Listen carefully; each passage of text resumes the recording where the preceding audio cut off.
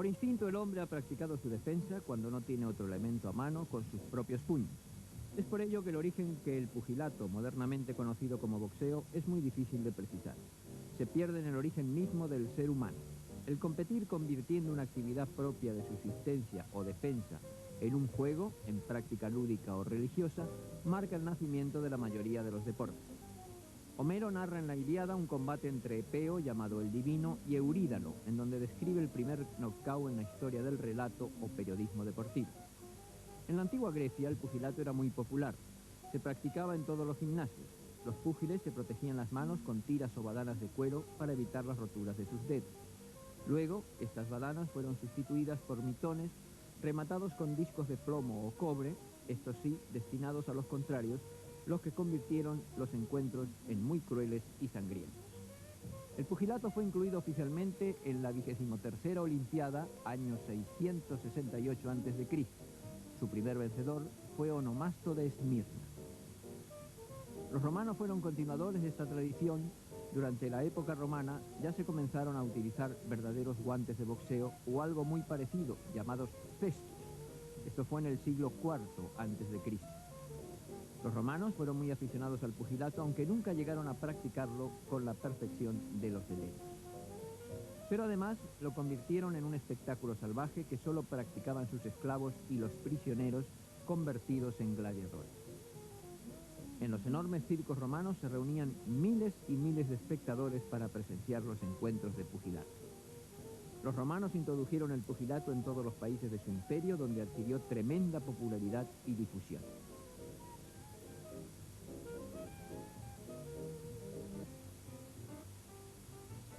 El renacer del pugilismo o boxeo data del siglo XVIII y su cuna parece ser fundamentalmente Londres, aunque se practicara en otras ciudades. Los primeros combates se efectuaban sin límites hasta que uno de los contrincantes caía al suelo y no se podía levantar. No se utilizaban guantes.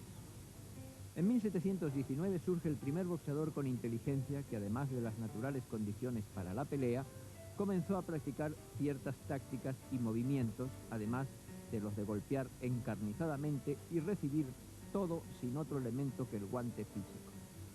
Se llamaba James Vick y está reconocido como el primer campeón de boxeo de Inglaterra. Otras figuras destacadas en el progreso tendiente a convertir esta especie de riña a puños cerrados en un deporte fueron Jack Broughton, que organizó un nuevo repertorio de golpes y defensas. Además, dio forma a un reglamento para la práctica del boxeo, el London Prize Ring Rules, que fue adoptado rápidamente por los profesionales y también por los aficionados que concurrían a los gimnasios a practicar el boxeo. Otro nombre importante fue Daniel Mendoza, un sefardí de nacionalidad inglesa que introdujo la destreza en la práctica del pugilismo. Ya más adelante aparecen otros boxeadores importantes: Jackson, los primeros boxeadores negros, y Creed, a principios del siglo XIX. Con la intención de hacer el boxeo algo más civilizado, el marqués de Queensberry, en 1867, dio su nombre a un nuevo reglamento, Queensberry Rules. Estas son las reglas que actualmente rigen, salvo pequeñas modificaciones.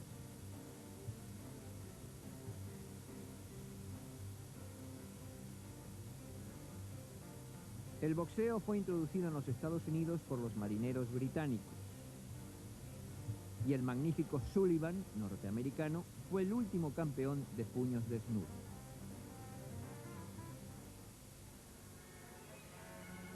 El boxeo ha sido fuente de inspiración en cientos de relatos literarios y también en el cine.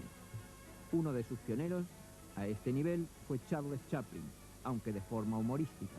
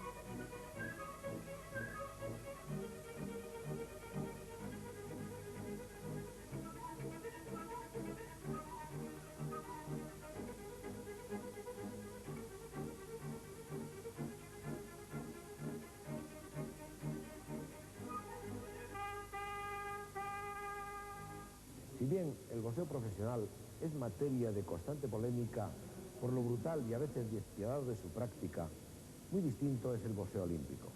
Los asaltos en la competición olímpica solo son 3, lo que disminuye la exposición a los golpes, y estos se encajan mejor y con menos peligro al no llegar a existir el cansancio que produzca la pérdida de control. Por otra parte, los jueces y árbitros tienen una intervención muy directa en este control del estado general del boxeador, no permitiendo ningún castigo excesivo. Su práctica deportiva es muy completa y requiere una gran preparación.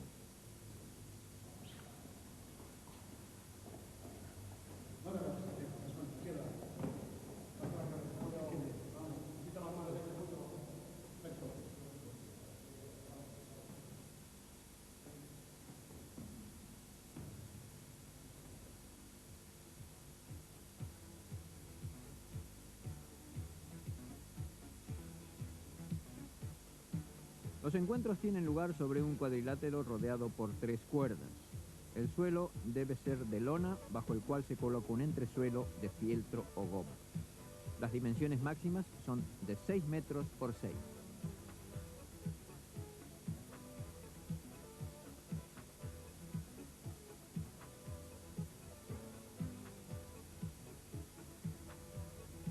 Los encuentros olímpicos se desarrollan a 3 asaltos de 3 minutos cada uno, con 1 de descanso entre round y round. Los encuentros acaban por puntos, por KO, por una cuenta de 10 segundos realizada por el árbitro a consecuencia de una caída provocada por un golpe del contrario, por suspensión del encuentro por parte del árbitro, por incapacidad de seguir por parte de uno de los adversarios, por descalificación o por 3 caídas en un mismo asalto.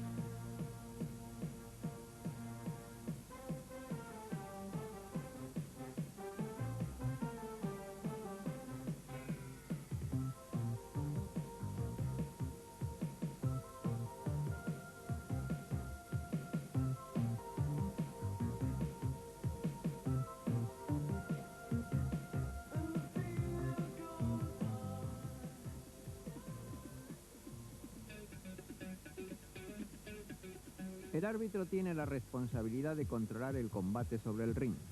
Los jueces puntúan el encuentro de acuerdo a unas tablas. Por ejemplo, el ganador de un asalto o round recibe 20 puntos y el vencido un número menor de acuerdo a la cantidad de golpes válidos que haya podido conectar. Los puntos se conceden por ataque, defensa, demostración de iniciativa y por estilo. Para puntuar todos los golpes deben realizarse de forma reglamentaria con la zona del guante correspondiente a los nudillos e incidir sobre las partes reglamentarias. En los combates amateur no existen los empates. Todo ello es de aplicación similar en las 12 categorías olímpicas. Está prohibido golpear por debajo de la cintura, en la nuca, en los riñones. Los golpes con la palma de la mano, con el canto de las mismas, las muñecas y los codos son considerados falsos. Hay otro tipo de incorrecciones, como desobedecer las indicaciones del árbitro, no intentar ganar, etc. Todo ello está penalizado y puede conducir a la descalificación. Un encuentro de boxeo amateur debe ser limpio y totalmente de acuerdo a los reglamentos.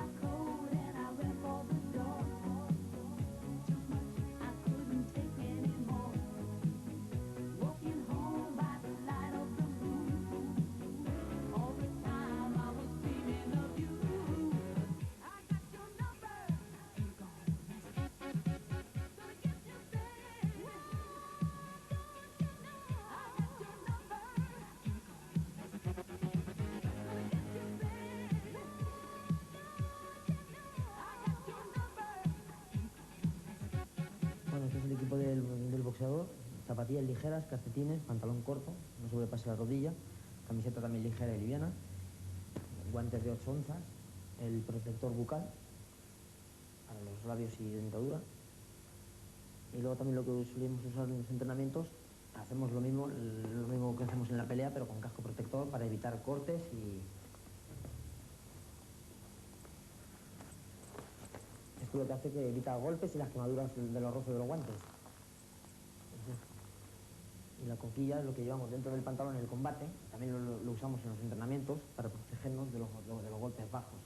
No golpes bajos intencionados, sino golpes bajos que a lo mejor lo quitamos el golpe y va abajo. Y estos son los guantes de pelea, que esto con la parte blanca, que es con lo que hay que pegar, con lo rojo es antirreglamentario. Y estos son los guantes de 12 onzas con los que practicamos los golpes en el gimnasio.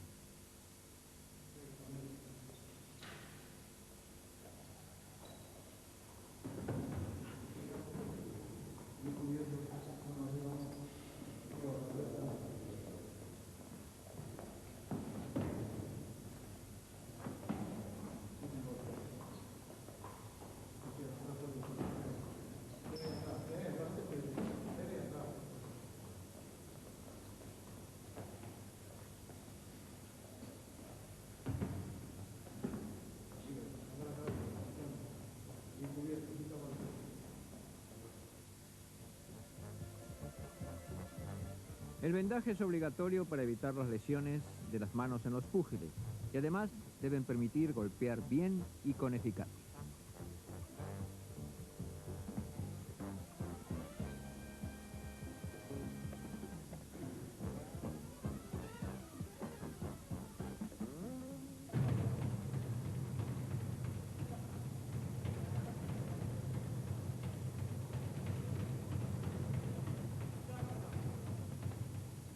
Desarrollar la fuerza de la pegada mediante los ejercicios de bolsa, punching ball, que además aumenta el automatismo y la fuerza de la mano, son base del entrenamiento.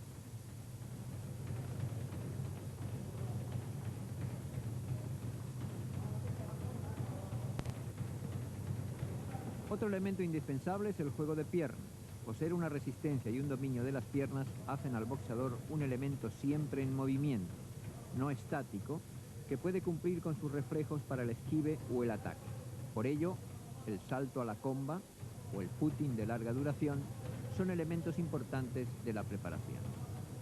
El desarrollo de los músculos indicados, brazos y antebrazos, se logra muchas veces con actividades como la de cortar árboles o troncos y son muy necesarios.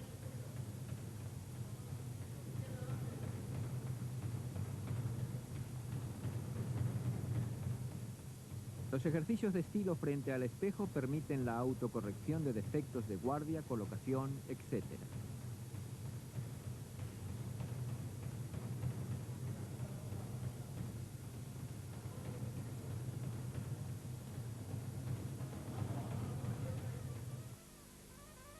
Todo ello complementado con largas sesiones de gimnasia general para lograr una condición corporal óptima, totaliza una buena preparación físico-técnica del boxeador.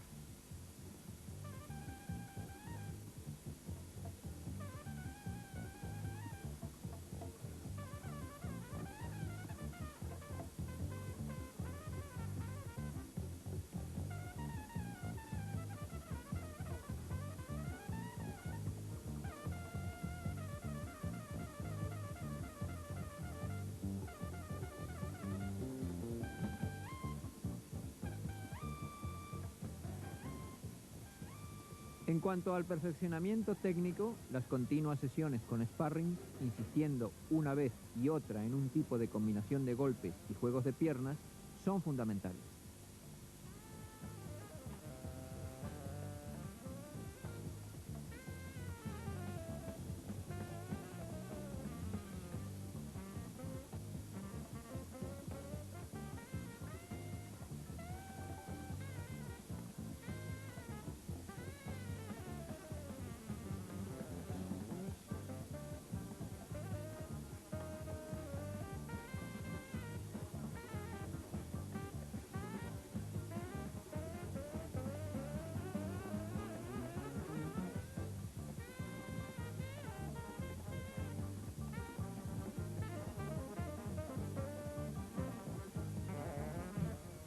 Ante todo, se debe establecer una gran diferencia del concepto de entrenamiento de un púgil para combatir en forma profesional del participante en el boxeo olímpico o decididamente amateur.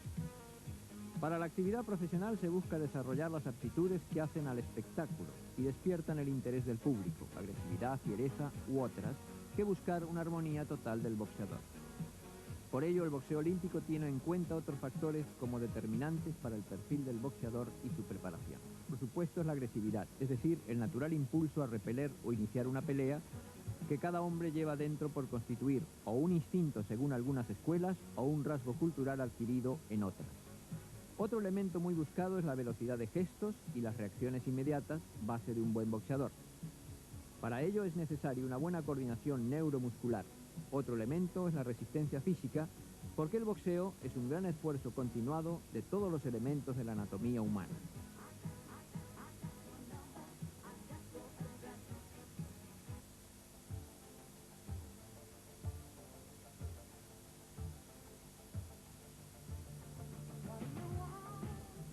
A los ingleses se debe la introducción de las distintas categorías de peso específico a fin de equilibrar las características físicas de los contendientes. Las categorías olímpicas son las siguientes: hasta 48 kilos, mini mosca.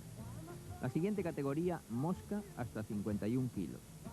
Los gallos no pueden pasar de más de 54 kilos. Los plumas, 57 kilos de peso máximo.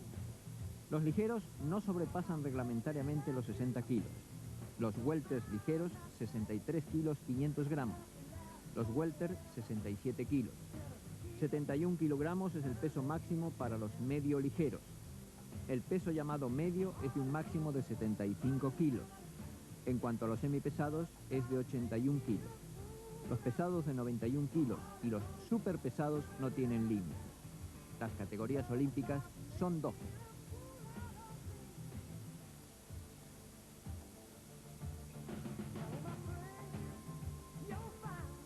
Se busca que las diferencias entre sí sean mínimas en las categorías más ligeras, de muy pocos kilogramos, porque se trata de evitar una superioridad física manifiesta en la traducción de peso a fuerza, potencia o envergadura. Ello explica la gran cantidad de categorías olímpicas.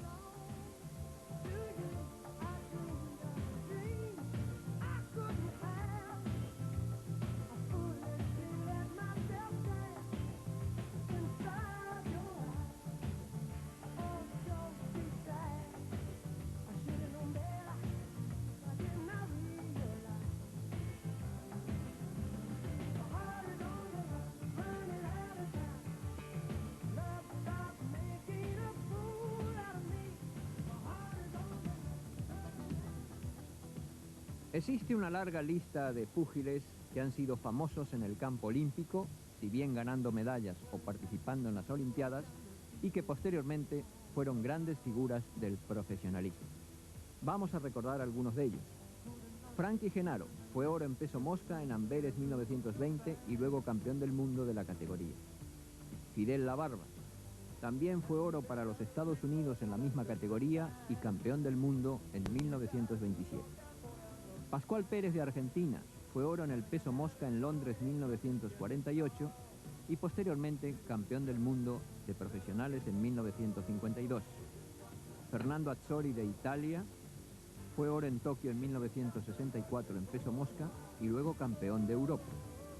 Eder Joffre de Brasil fue participante en el peso gallo en Melbourne en 1956, sin ganar ninguna medalla, pero luego fue 2 veces campeón del mundo del peso pluma. Alfonso Zamora de México, medalla de plata en Múnich 1972 en peso gallo y luego campeón del mundo. Kazuo Kobayashi de Japón, quinto pluma en Múnich 1972 y posteriormente campeón del mundo de la categoría. Sandro Lopopodo de Italia, que fue plata en Roma 1960 en peso pluma y luego campeón del mundo de los ligeros. João Henrique de Brasil, quinto en Tokio en el 64 y campeón del mundo posteriormente. Ray Sugar Leonard, de los Estados Unidos, fue medalla de oro en welters en Montreal en 1976 y campeón del mundo en 1979 del mismo peso en el profesionalismo. Patrizio Oliva de Italia, oro en Moscú en 1980 en welters y luego campeón de Europa en 1983. Raúl Rodríguez de Argentina, quinto en peso welters en Berlín 1936 y con posterioridad campeón sudamericano de los pesos medios. Nino Benvenuti de Italia ganó el oro en Roma en 1960 en los welters y luego fue campeón del mundo de los pesos medios. Maurice Hope de Gran Bretaña, quinto en Múnich 1972 en welters y campeón de Europa más tarde en la misma categoría. El inolvidable Laszlo Papp de Hungría fue oro en el peso medio en Melbourne 1956 y más tarde campeón de Europa de la categoría de los medios. Carmelo Bossi de Italia, plata en Roma 1960 en los medios y luego campeón de Europa. Tom Box de Dinamarca, quinto entre los medios en Tokio 1964 y posteriormente campeón de Europa. Amado Azar de Argentina ganó la plata entre los medios en Los Ángeles 1932 y después se coronó campeón sudamericano. Chris Finnegan de Gran Bretaña fue oro en México en 1968 para ser después campeón de Europa de la categoría. Mate Parlo de Yugoslavia, quinto en la misma categoría y en los mismos juegos y después fue campeón de Europa de los semipesados. Marvin Johnson de Estados Unidos, bronce en los medios en Múnich 1972. Posteriormente fue una primera figura de los pesos máximos. Los hermanos Spence, Michael y Leon, ambos de Estados Unidos.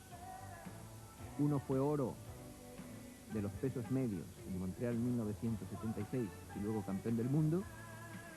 Y el otro oro en los semipesados, también en Montreal 1976 y campeón del mundo de los pesos máximos con posterioridad. Víctor Avendaño de Argentina, campeón olímpico semipesado en Ámsterdam 1928 y posteriormente campeón sudamericano de la categoría máxima. Jad Garner de Gran Bretaña fue quinto en pesados en Londres 1948 para ser luego campeón de Europa de esa categoría.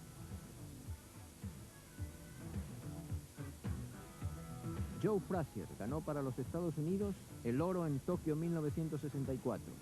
Después fue uno de los más grandes campeones del mundo de los pesos máximos. George Foreman de Estados Unidos, oro entre los pesados en México 1968 y después campeón del mundo en los años 70.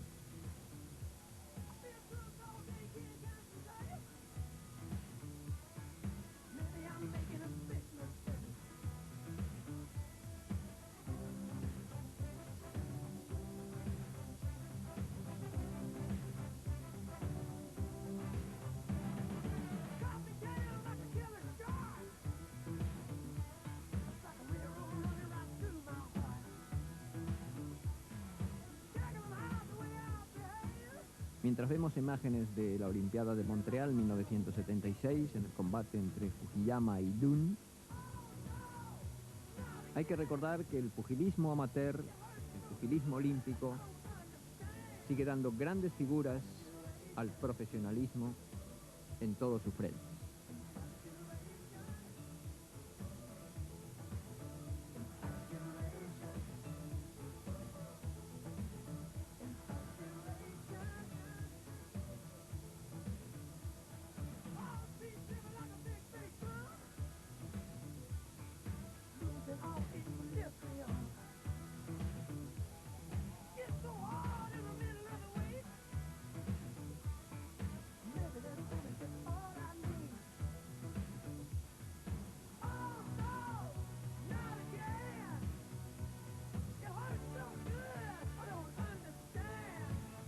En Moscú 1980, los cubanos y los soviéticos fueron quizá los reyes del boxeo olímpico.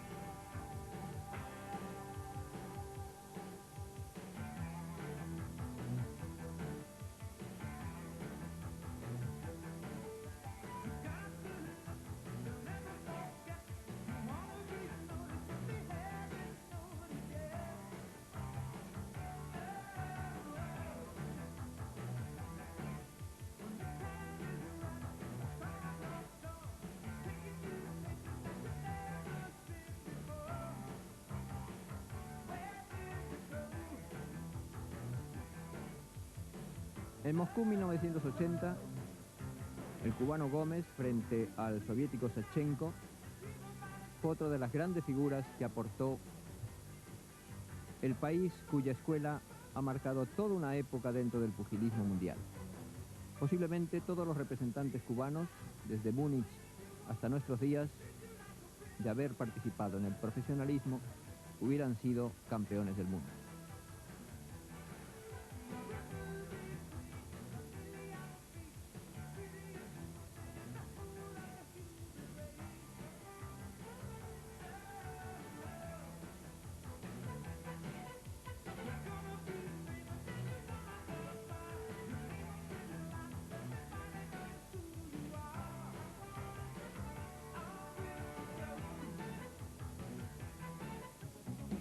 Sin embargo, la gran figura olímpica, quizá de todos los tiempos, sea este hombre, Teófilo Stevenson, de Cuba.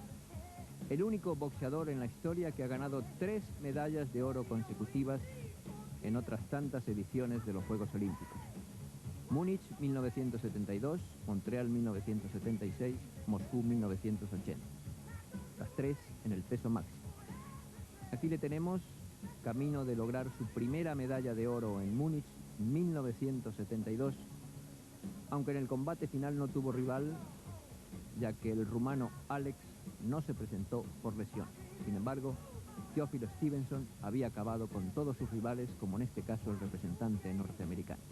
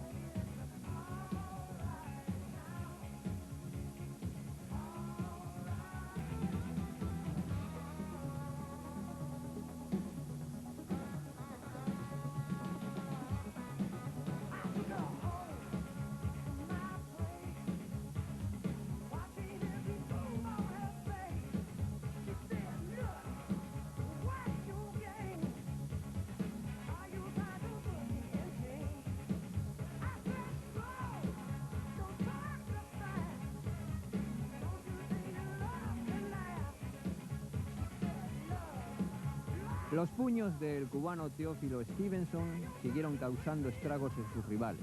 En Montreal 1976 y en la semifinal se enfrentó a Jerry Tate, cerrado, a un púgil que luego pasó al profesionalismo y que incluso fue campeón del mundo, versión Asociación Mundial, Jerry Tate. Sin embargo, el campeón olímpico fue una vez más Teófilo Stevenson.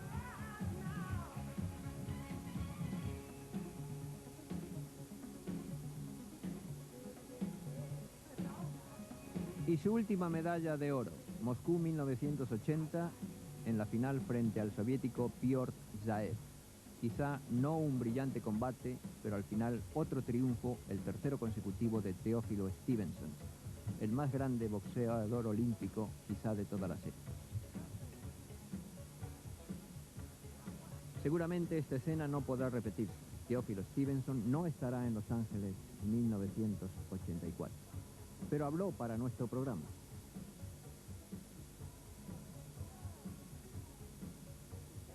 ¿Cuál es tu programa de trabajo año tras año para mantenerse en ese estado de forma? Bueno, mi programa de trabajo se basa específicamente en base a la preparación técnica y táctica y física.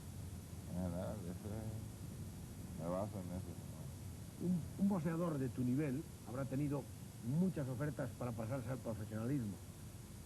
Tú has mantenido tu condición de amateur con tu espíritu olímpico para seguir participando en las Olimpiadas.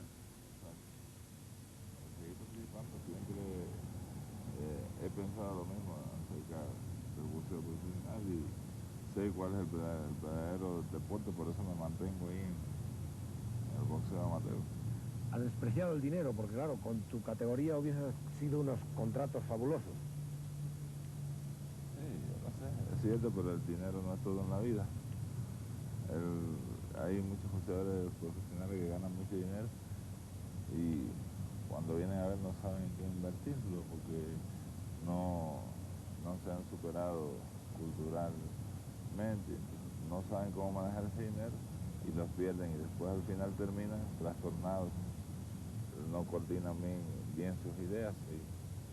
Yo llevo 18 años en el boxeo y estoy bien seguro de lo que hago y lo que pienso. Y otros dos grandes protagonistas de la historia del boxeo mundial, el norteamericano Floyd Patterson y el sueco Ingemar Johansson. Ambos estuvieron en Helsinki en 1952. Patterson, el de color, fue campeón, medalla de oro de los pesos medios. Johansson, el sueco, por su país fue medalla de plata en los máximos. Posteriormente en el profesionalismo se enfrentaron 2 veces con título mundial en juego, un triunfo para cada uno.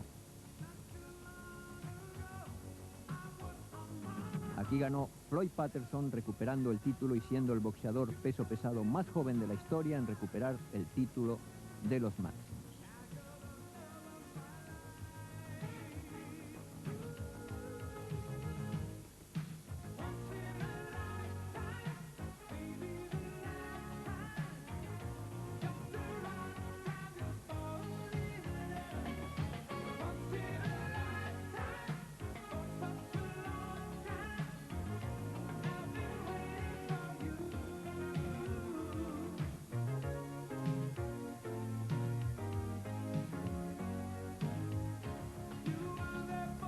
Y el más grande de todos, un longilíneo semipesado que en Roma en 1960 ganó la medalla de oro.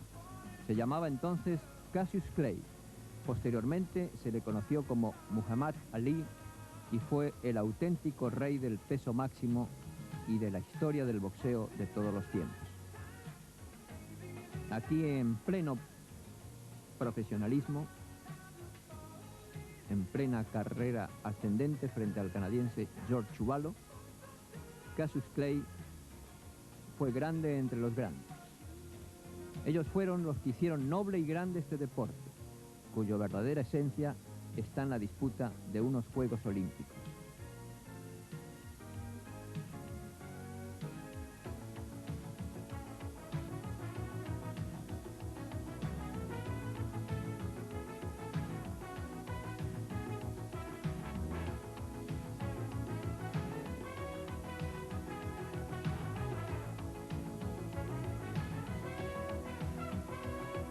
Soy Manuel Santa Cruz Oca, preparador del equipo nacional. Voy a presentar a los boxeadores que van a participar en la Olimpiada de Los Ángeles. Soy Agapito Gómez Álvarez, peso 48 kilos, peso mosca ligero y aspiro a estar en la Olimpiada en Los Ángeles y hacer lo posible para tener una medalla para España. Me llamo Julio Gómez, estoy dentro de la categoría del peso mosca, 51 kilos. Voy con una gran confianza a la Olimpiada y voy convencido de que haremos un buen papel. Soy José Antonio Hernando, pertenezco a la categoría peso ligero, 60 kilos, y aspiro, igual que mis compañeros, a hacer el mejor papel en la Olimpiada. Entre las